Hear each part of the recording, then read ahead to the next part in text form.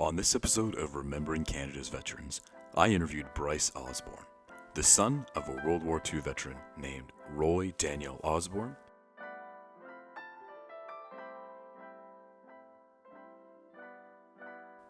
and the nephew of a World War I veteran named George Henry Perks.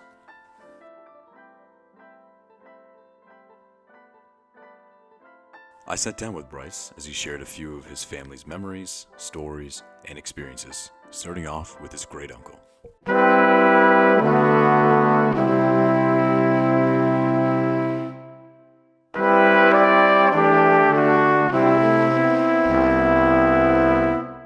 Okay, so yeah, I guess, what I want to do is almost like a little intro. Sure. So just more about you, Okay. Introduce yourself, your first and last name. Okay, my name's Bryce Osborne. I was born in Toronto in 1961. That's with the baby boomers. Yeah. And, who are you here to talk about, and why did you want to share their story? Well, I'm here to talk about my dad and my uncle, my great uncle, I guess you'd call him, in World War I. Fought in the Spanish War. So I had a lot of his memorabilia because nobody else. They just gave it to me and my grandmother.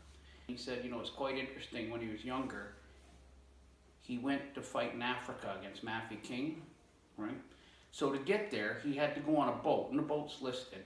He told me the boat. I don't remember. It's written down. But he says, to get on the boat, you had to work and look after animals and do chores. That was your job, without pay, to fight in the war. Really? Yeah, you had to do that. Goodness. Right?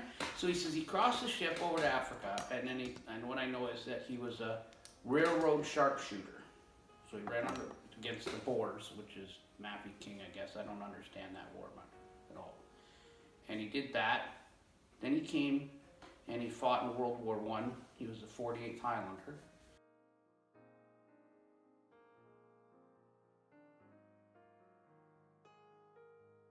I know he traveled all through Europe, I was told. He crossed the Rhine River and stuff like that. I don't know what action he saw, no idea.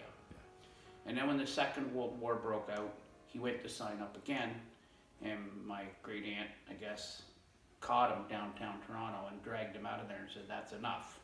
The Spanish War, World War, and then the African War against Matthew King in Africa, and then did World War I. And then he was going to go to World War II. He'd probably be in his 40s or 50s. Wow. She dragged him out of there. So that's what I know about him. And I have more of his stuff than anything, right? It's pretty cool. So, growing up, my dad was a very honest, peaceful man. Has patience of a saint.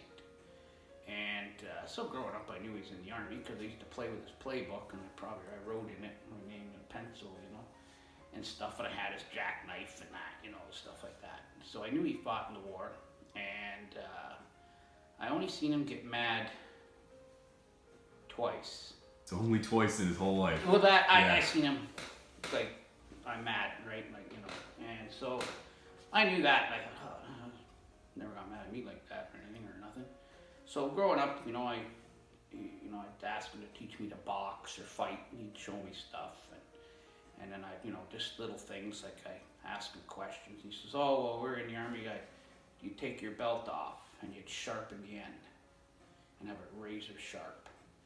And he says, because when you got in a fight, you could pull that belt out and just start swinging, right? And that's great. Yeah. And he showed me some holes and stuff like that growing up when I was little, probably 9 or 10.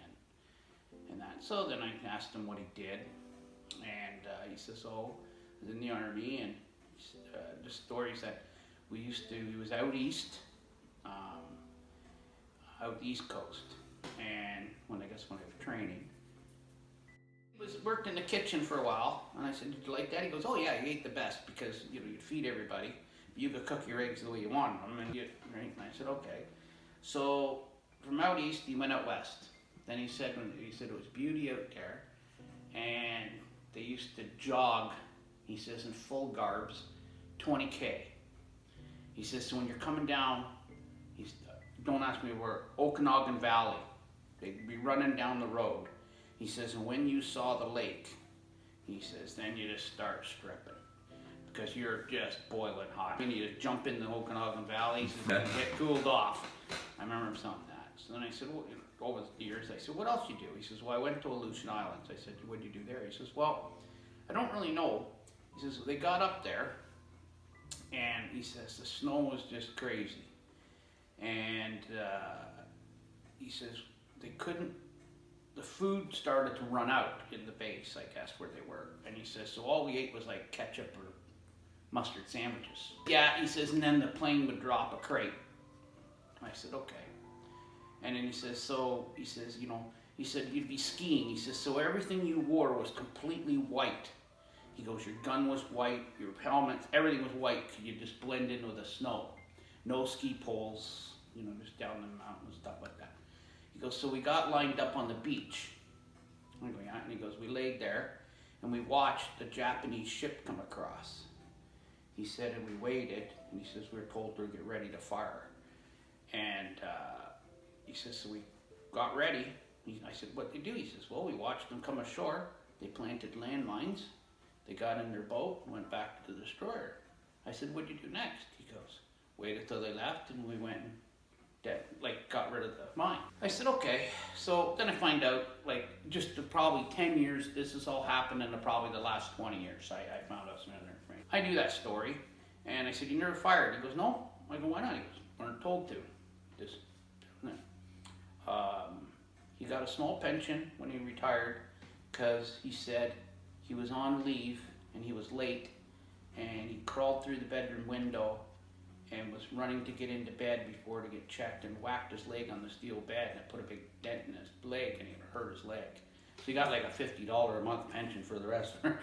Really? Yeah, so he was happy with that. Just by chance? Yeah, by chance. So then, you know, that's about most of the stuff. That's the only action he saw was the Japanese coming on shore, putting those mines in, and then they left, and he says, we just went down and deactivated them. Wow. He says, I don't understand why we didn't.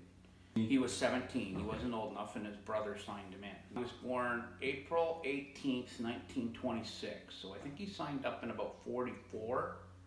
And then he said he was in that, and then he had to sign up again, 80, 43, somewhere in there, 44. But he says, I signed up for the Japanese War because I think Germany surrendered, and then they were still at war with the Japanese. So then he signed a piece of paper to keep going. And then he left, I think, in 46.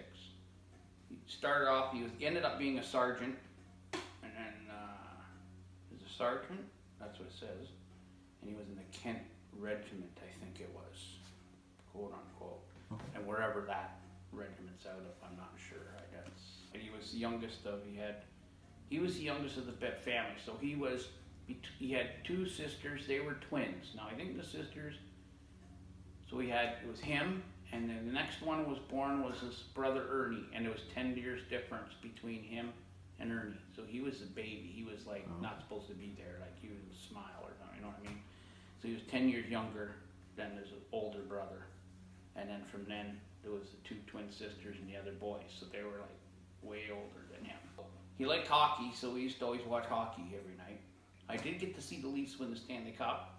Really? Only thing is I don't remember it. Oh, because I'd be about 6. You were 6 years old. Oh, wow. Yeah, and he took me to a hockey game.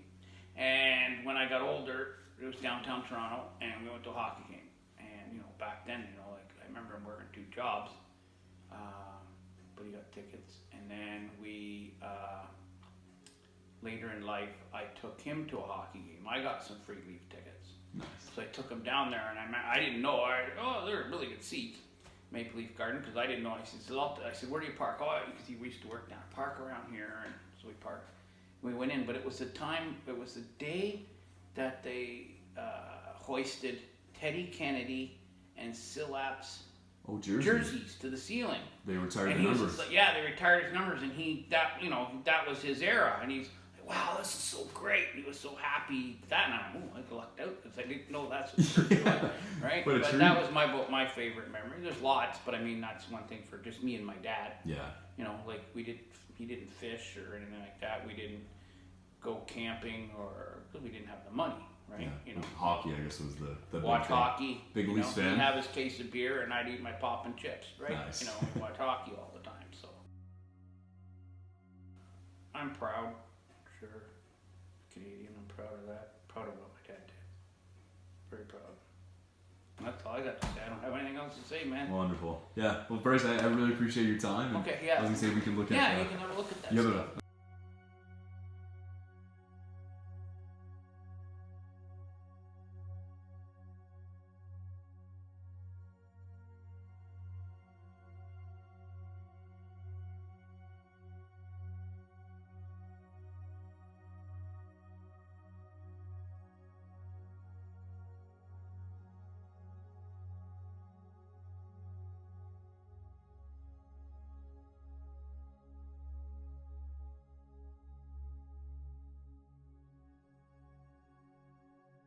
Thank you so much for watching this episode of Remembering Canada's Veterans. I'm going to be posting these videos once a month, so subscribe to my YouTube channel if you're interested in this type of content, and consider donating to my Patreon.